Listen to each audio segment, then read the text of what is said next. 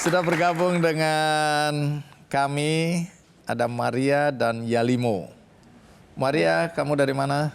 Saya dari Asmat, Papua Selatan. Asmat. Yalimo? Saya dari Wamena. Wamena. Sedikit cerita tentang kondisi masyarakat di Asmat, di mana kamu punya kampung halaman. Coba cerita sedikit kondisi kesehatan di sana, pendidikan bagaimana, dan orang tuamu pekerjaannya apa? Bapak saya guru dan juga mama saya juga guru. Oh, lumayan bagus itu. Nah, berapa bersaudara?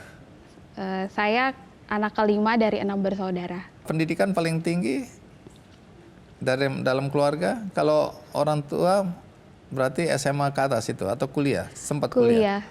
Sarjana Mama, papa? pendidikan. Oke, Mama, jadi papa, sudah maju dalam pendidikan dalam keluarga ya? Iya. Tapi di keluarga-keluarga lain mungkin? Keluarga lain masih belum. Baik, jadi waktu pertama kali tahu ada program ini dari mana? Saya tahu tentang adanya program beasiswa ini dari salah satu pastor Romo paroki yang bertugas di paroki di tempat saya di Atsi, namanya Kecamatan Atsi. Nah, beliau itu namanya Romo Eko Budi atau biasa dipanggil Romo Wawan. Nah, beliau itu dulunya adalah perawat ICU. Beliau yang biasa menangani pasien-pasiennya Prof. Eka waktu itu, pasien pra atau pasca operasi. Jadi mereka dulunya setim sebagai sejawat waktu itu. Prof. Eka kan termasuk yang ke saya kan, bro cariin dong, kata gitu kan. Cariin anak-anak yang pinter-pinter, anak-anak daerah yang mungkin nggak punya kesempatan. Jadi saya ikut bantu nyari-nyari, saya sebar ke teman-teman di WhatsApp grup di Papua sana, saya kasih semua. Terus mereka balik lagi tanya, ini syaratnya apa panjang lebar? Saya bilang, pusing juga nih. Nah, termasuk minta teman-teman yang kenal untuk carikan ya. Jadi siapa aja yang dulu disuruh cari-cari itu? Semua pokoknya.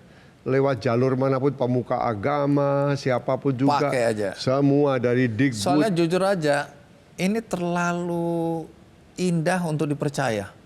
Jadi semua orang tanya, ini bagaimana ongkosnya nanti, kehidupannya, makannya, tempat tinggalnya. Saya bilang, menurut saya sih harusnya free semua. Oh, nggak mungkin ini. Jadi saya harus jawab-jawab, pusing juga lama-lama.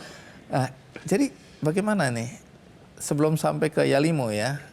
Jadi beasiswa ini mencakup apa aja nih? Beasiswa ini memberikan full ya, biaya kuliah, praktikum, tempat tinggal asrama, makan, uang jajan, sampai 5,5 tahun studi. Oh, full ini ya? 5,5 tahun. Karena setengah itu mereka akan ujian negara dulu kan. Nah, jadi katakan ini full sepanjang mereka tidak gagal. Saya mengancam pada mereka. Iya. Kan bisa, gagal itu namanya remedial, mengulang suatu. Sebab kalau di swasta, mengulang bayar lagi, ada bayarnya, denda, nah begitulah kira-kira. Bayar sendiri dendanya. Dan saya katakan kalau gagal total sampai di drop out, ku minta duitnya. Jadi waktu interview kita pasti orang tuamu harus hadir ya, karena saya mau bicara sama orang tuanya. Saya bilang, orang tua ini setuju nggak anaknya di dokter? Wah dok, itu impian saya. Oke, tolong didukung ya. Saya katakan, kalau mereka gagal, uangnya aku minta ya, Bapak jual rumahnya. Banyak yang mengkeret, nggak jadi. Langsung pucat. Nah, terus saya katakan lagi sama orang tuanya, sama anaknya. Anakmu tidak mungkin gagal kalau dia serius. Dia hanya gagal kalau dia semaunya sendiri, tiap sore main-main ke mall, chatting, ngopi. Ya gagal lah. Nah, orang begitu nggak pantas dong terima duit. Saya katakan begitu, meskipun jujur hati kecil saya, ya sudah, ya hilang nasib. Saya harus tanggung jawab kepada Tuhan ini bagaimana caranya. Tapi itu saya ancam yang begitu. Jadi dari orang tuanya awal juga selama ini bagus sekali. Ada seorang orang tua dari siapa ya, Melson sama Sapira dari Nabire. Iya Prof, kalau pulang ku tendang dia nanti, suruh balik lagi. Nah betul itu Bu, bagus begitu. Maksudnya orang tua tuh full support ya, dalam arti jangan sampai dikit-dikit pulang sampai udahlah nggak jadi ya nggak apa-apa. Oh nggak bisa. Oke. Yalimo, kalau kamu datang dari keluarga seperti apa? Orang tua pekerjaannya apa?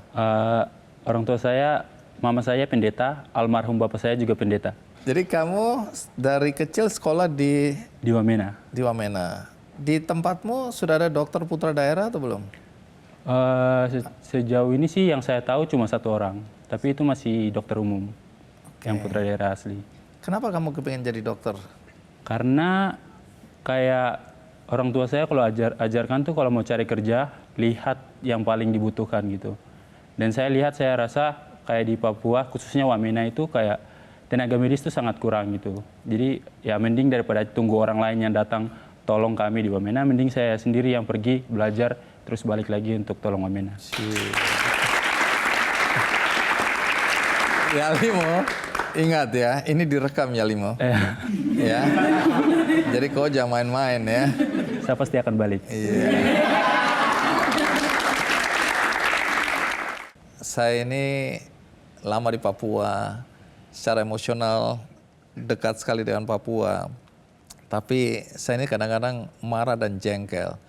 Saya punya teman-teman dari Papua sana, kalau sudah sampai di sini belajar baik-baik, ketemu terutama yang laki-laki nih. Ketemu cewek-cewek cantik dari Jawa, kawin di sini setelah mau pulang. Alasan yang paling sering dikemukakan ini Prof. Nat, saya nggak tahu bagaimana Anda ngecek untuk supaya anak-anak ini nanti tidak melakukannya. Pertama, alasan bahwa setelah mereka jadi dokter, di sana nggak ada pekerjaan yang sesuai dengan keterampilan mereka, peralatan yang kurang, ya, akses dan lain-lain. Kedua, anak-anak sini sudah bisa membandingkan dokter-dokter di sini kelihatannya kaya-kaya, duitnya banyak. Di daerah miskin. Nah, bagaimana Anda mengubah mindset anak-anak ini supaya mereka yakin mereka memang harus kembali? Oke Bung Andi, jadi itu yang Bung Andi cerita itu semua manusiawi. Bukan cuma Papua ya. Jadi sekarang kalau dokter kita spesialis dikirim ke daerah, 1 dokter balik lagi, memang rata-rata karena masalah duit. Tapi juga nggak heran, betul, nggak ada yang bisa dikerjakan. Karena alatnya itu tidak memenuhi syarat. Seluruh Papua mungkin yang mending hanya Jayapura. Saya udah keliling ke Merauke, ke Sorong semua. Yang paling untuk bedah otak ya hanya Jayapura. Sehingga aku nggak nyalain mereka. Yang saya pikirkan begitu. Ada juga orang yang negativistik kepada saya. Mereka apalagi itu nggak pulang nanti. Udahlah tenang aja. Saya punya konsep beda. Dalam arti anak-anak ini memang betul Bang Andi bilang tadi ya. Janji pulang selesai mesti pulang dulu. Berbuatlah sesuatu di kampungmu. Meskipun di Asmat nggak ada apapun. Berbuatlah sesuatu. Nyeramahin, timbang bayi, vaksinasi apapun nggak masalah. Balik dulu. Kan itu mereka bisa balik waktu internship misalnya. Tetapi juga jangan lupa saya juga memotivasi mereka. Jangan berhenti jadi dokter umum. Spesialis. Bahkan profesor saya katakan. Katakanlah kalau ada di antara mereka yang mau jadi profesor. Setelah katakanlah ya balik Wamena, balik Asmat Nabire. Kemudian Prof Eka aku mau datang lagi. Boleh saya carikan duit lagi. Sekolah lagi. Katakanlah jadi profesor di UPH pun boleh. Saya bangga. Sampai sekarang tidak ada satupun profesor dokter Papua. Jujur itu dalam pemikiran saya.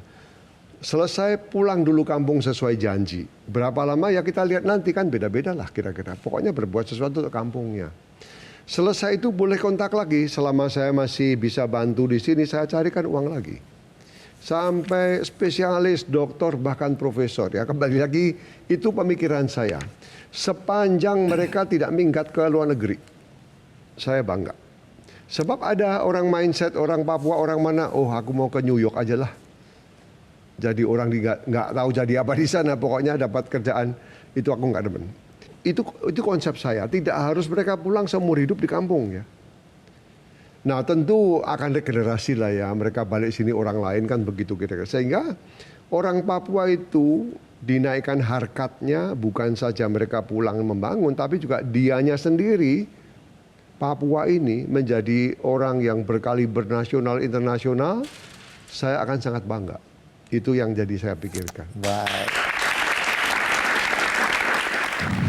Dia telepon, ayo Pak Eka, mumpung di rumah sakit COVID nganggur. Sebelum mati lebih baik Tulis cerita lagi. gitu. Ini tentang apa yang Bung Andi dengung-dengungkan, bagaimana berbuat baik.